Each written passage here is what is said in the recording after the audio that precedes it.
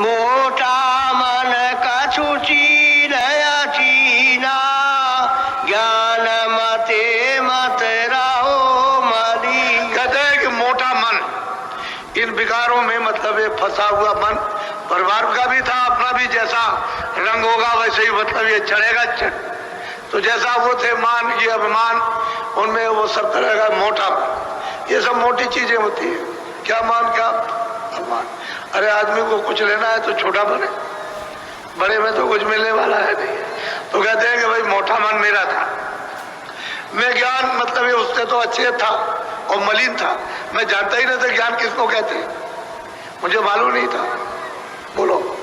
एक विधि चित रहो समारे, मिले कोई संत फिरहूं। कहते हैं बस मैं यही सोचता रहता था कि मुझे कोई संत मिल जाए और बस मैं उनके चरणों को स्पर्श करूं और उनके साथ ही साथ चला जाऊं और वही कुछ मिल जाएगा। नहीं तो यहाँ तो कुछ मिलने वाला नहीं है। वो तो अपने परिवार में सब देखते ही थे जो कुछ हो रहा था, तो कहते हैं इसमें कुछ मिलेगा नहीं, कोई संत मिल जाए तो उनके पीछे पीछे पीछे उनसे कुछ प्राप्त कर लूं। ऐसी उनकी कभी कभी इच्छा उठती थी। बोलो। संत भाव मोहिनी का भावे, ज्ञान अज्ञान एक नहीं। अब गोस्वामी जी महाराज कहते हैं कि संत भाव, मैं ज्ञान अज्ञान तो मुझे कुछ पता नहीं है, लेकिन संत भाव, साधा भाव, सज्जनता का नम्र भाव, विनम्र, मान रहित, कहते हैं ये भाव मुझको बहुत पसंद आता है। अब ये वो अंदर अंदर अंदर अंदर ये चीज होती रहती थी, कभी उठती थी, कभी कुछ देगा, कभी तो ये उठ जाती थी, ये बेग उठता रहता था। बोलो।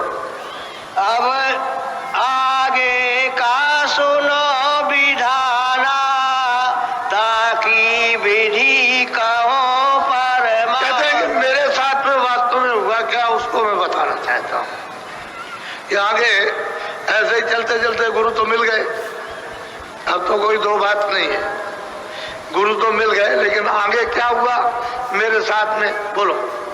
समत सोलह से छोरा, तादिन भया अगम का। गोस्वामी जी महाराज कहते हैं कि संवत 16 से 14, उधर तो 1589 11 साल हुआ और इधर 1614, तो 14 और 11 25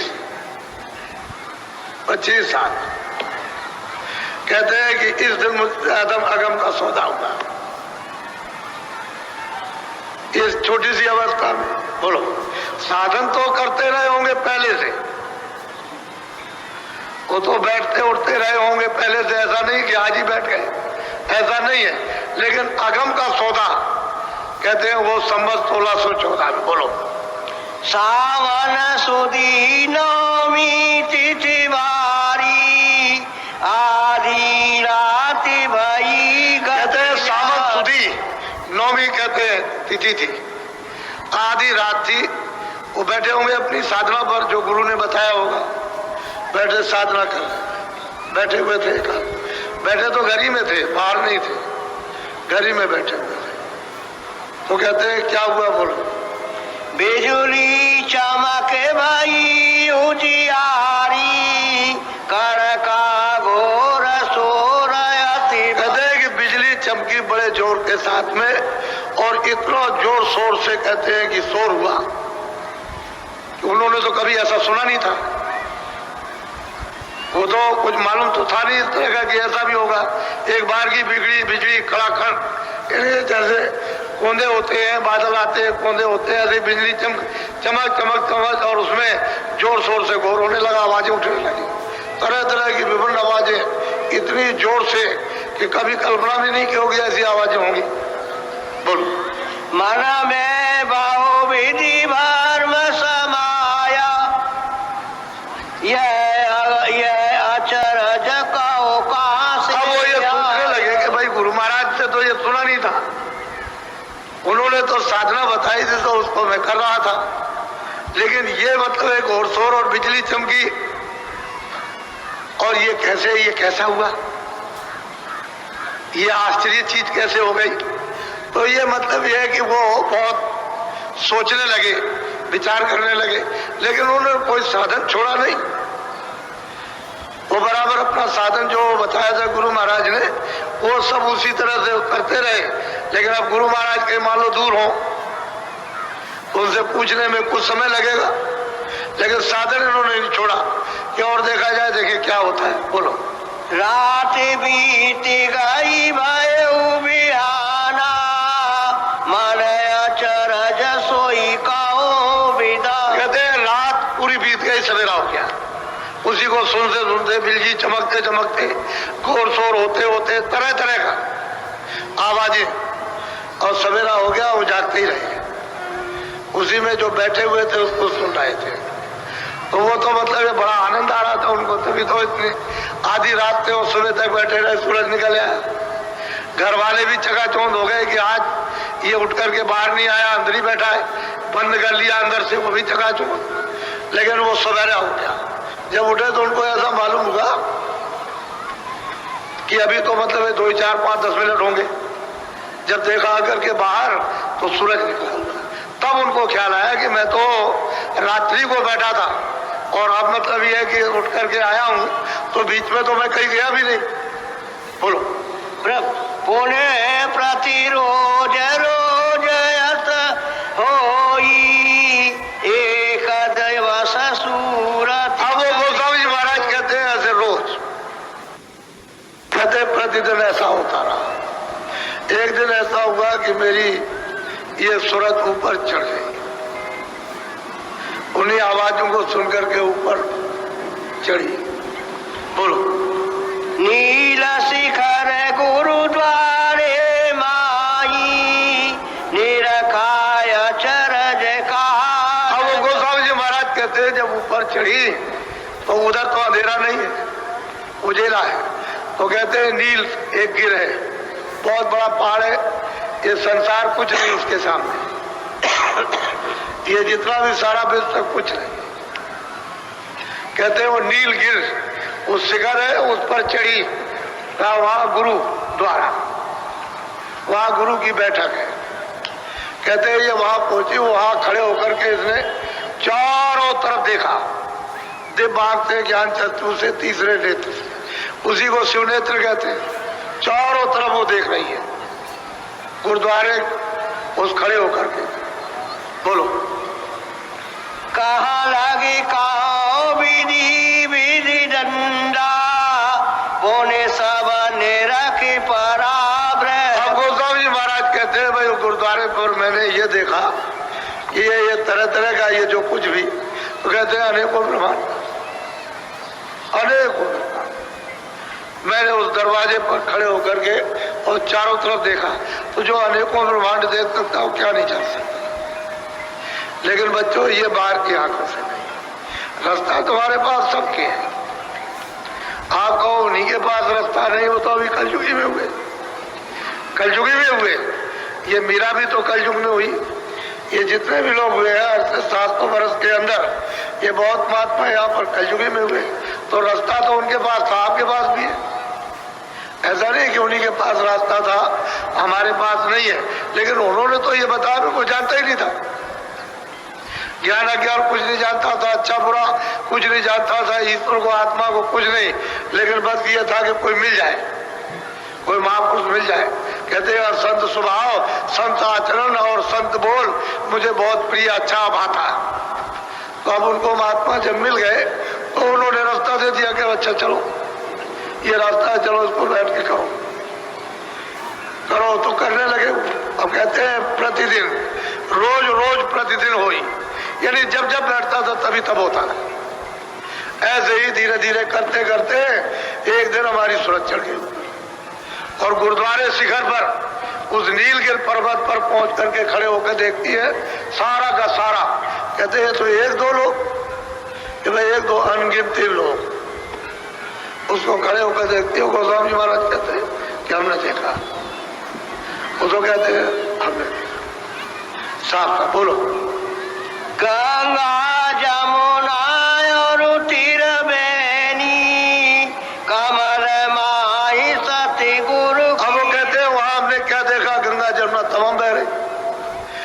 किसके चरणों में? कल सदगुरु के चरणों। वो गुरु है नीलगिरी पर्वत पर। उन चरणों में कितनी कितनी लंबी चौड़ी गंगा जमुना, जैसे सारा संसार उसका एक पार्ट, इससे भी बड़ा वहां बह रहा है, निर्मल धारा। वहां बालू का एक, मिट्टी का कहीं भी एक जर्रा और एक कण भी नजर नहीं आता। इस तरह की हमने उसको देखा और उसमें स्नान किया। वो खुद अपने को वर्णन कर रहे हैं कि हमने उसमें देखा। नीलगिरी पर्वत पर जाकर गुरुद्वारे पर उस शिखर पर चढ़ के, और जब ये सब देखा तो हमने देखा कि भाई ये तो सब इनके चरणों में सब बह रहा। बोलो। पदम प्रिया गम पूर्वासा सते गोरो कंज सुरति पद। कहते हैं पदम प्रयाग, चरणों में प्रयाग।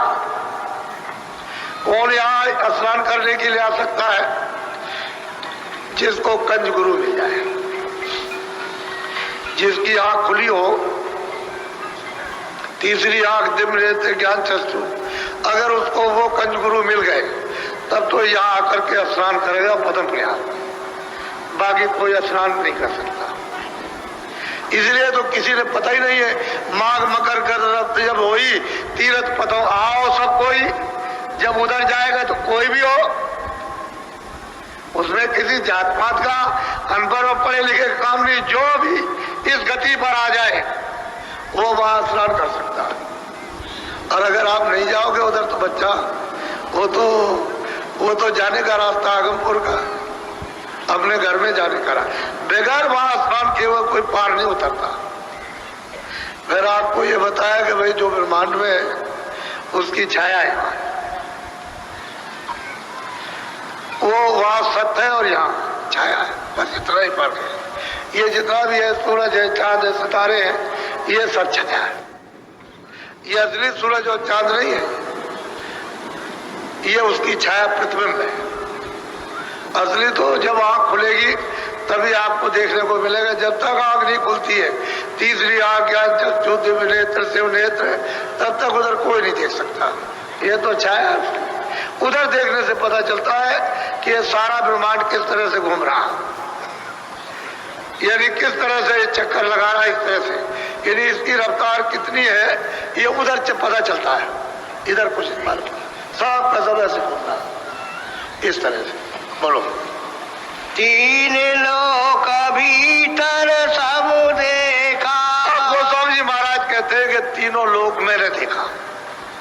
ये मृतलोक जो कुछ भी है, इसको ये कहते हैं मृतलोक, दूसरा अन्यलोक, यानी स्वर्ग वैकुंठ, तीसरा ब्रह्मांड लोक। कहते हैं कि मैंने इसको देखा। और जो ईश्वर विराजमान है, जो सहदल कमल में, जिनका नाम मतलब ये है कि महात्माओं ने बताया, कहते मैंने उनको देखा। तीन लोक, यानी जिसका ये तीनों लोक शासन चल रहा, उसको मैंने देखा अपनी आंख से। और रामायण में भी कहा है कि मोह विलोक राम मुस्काई, कहते हैं मैंने उनको देखा। मुझे देख करके वो हंस पड़े और रास्ता दे दिया। मैं जब रास्ता दे दिया तो मैं उस पार चला गया, उसके उस पार। तो उधर और कुछ भी है, तभी तो कुछ देखेंगे। उस पार नहीं होगा तो क्या देखेंगे?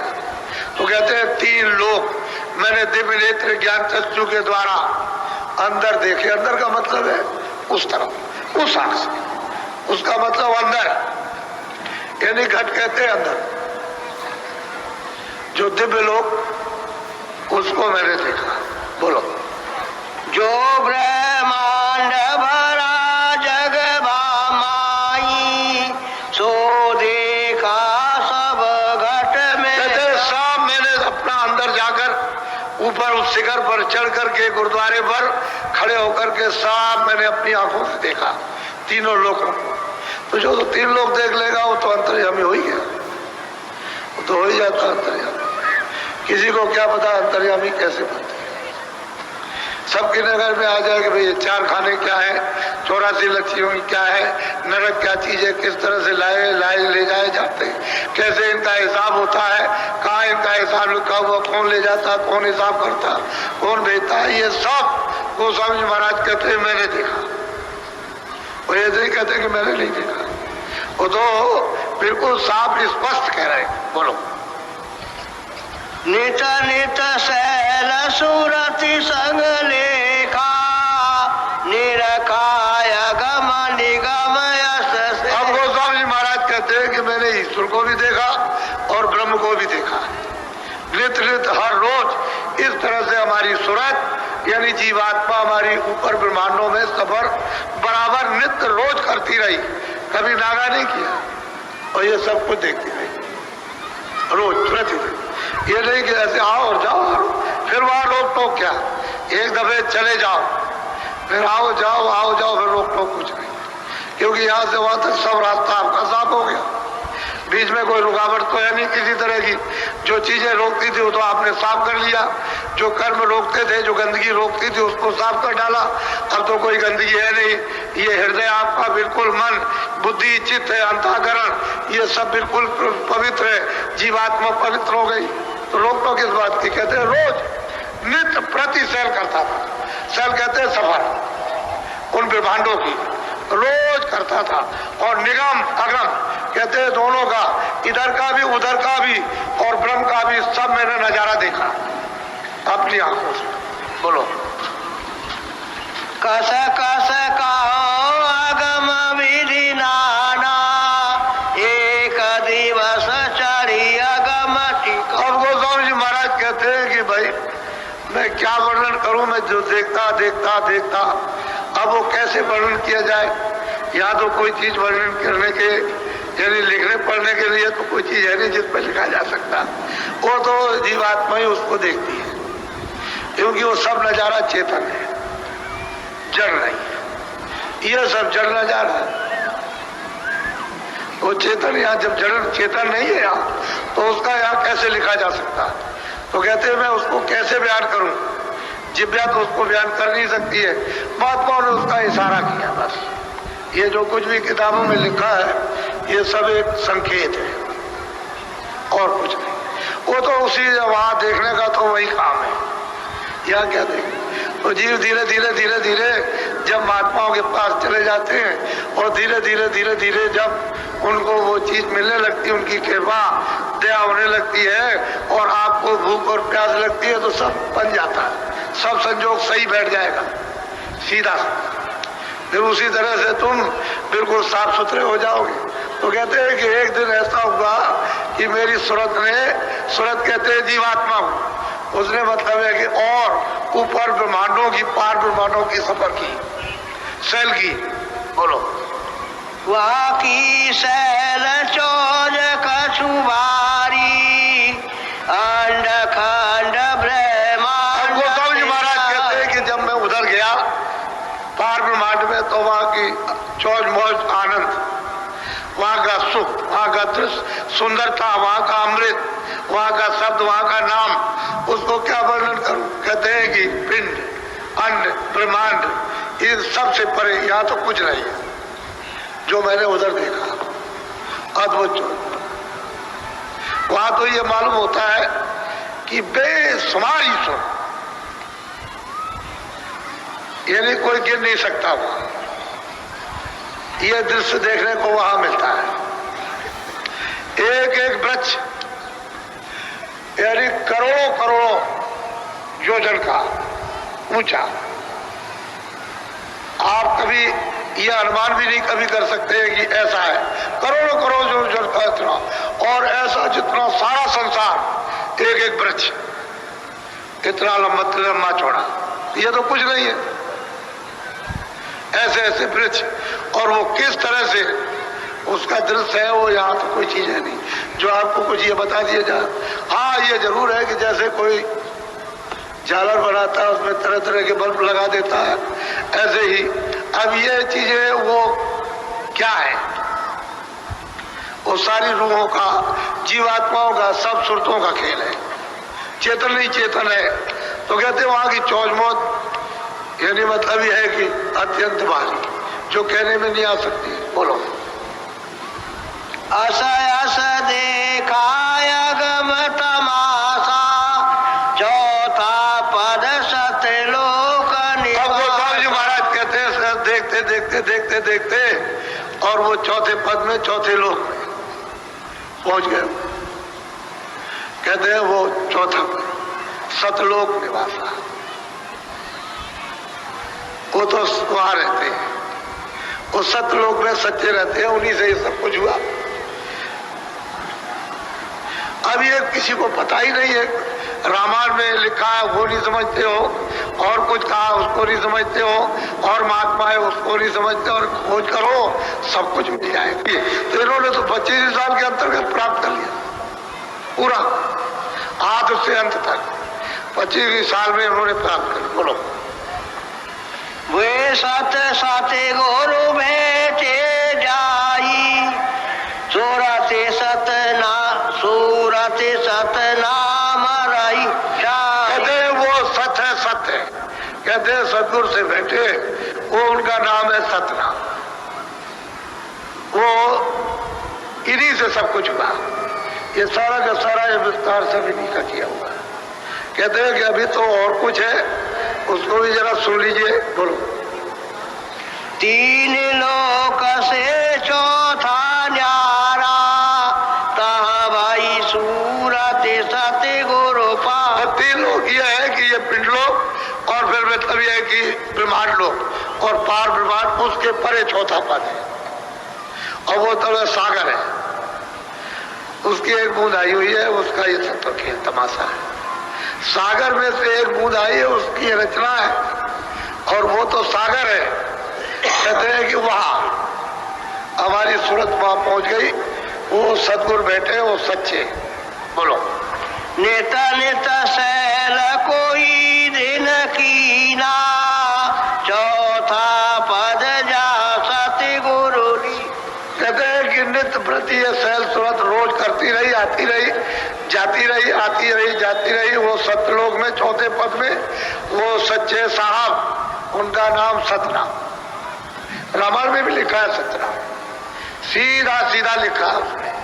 कोई ऐसी चीज नहीं है कि उन्होंने कोई छुपाया हो, लेकिन अब आपको मालूम नहीं। ये बोलो।